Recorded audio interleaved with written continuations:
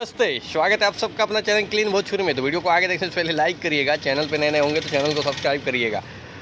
लगभग से 10 से 12 दिन बाद जो है आज सुबह हम वीडियो शूट कर रहे हैं। तो सबसे पहले सबको गुड मॉर्निंग।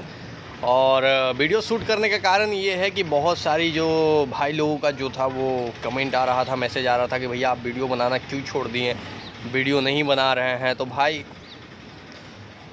थोड़ी बहुत चीज़ें जो है ना वो चल रही है।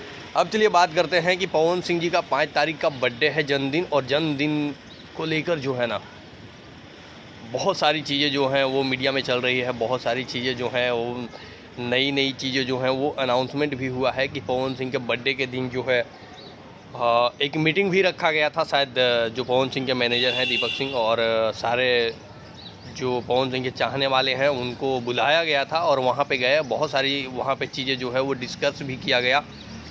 और इसी बीच ये भी पता चला कि पवन सिंह का 5 तारीख नहीं बल्कि 4 तारीख का इस बार जो है एक बड़ा गाना आने वाला है।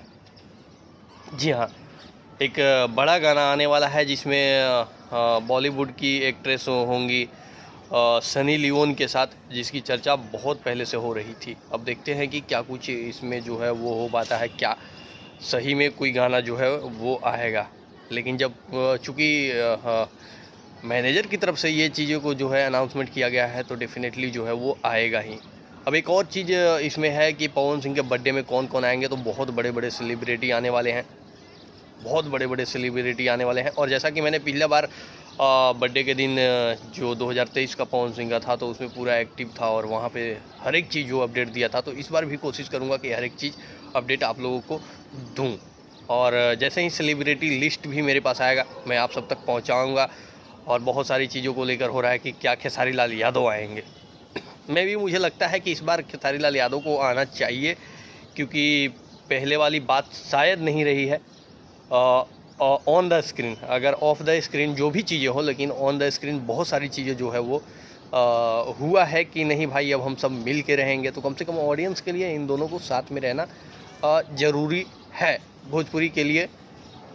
हालांकि भोजपुरी इंडस्ट्री के तो अब मैंने बात ही करना छोड़ दिया हूँ, क्योंकि इंडस्ट्री तो उसको कहते हैं जिसमें सिनेमा होता है। और ये इंडस्ट्री में शायद सिनेमा अब ख़त्म हो चुका है और ना ही कोई प्रयत्न कर रहा है कि अब जो है हमें सिनेमा को लेकर जो है वो बात करना है।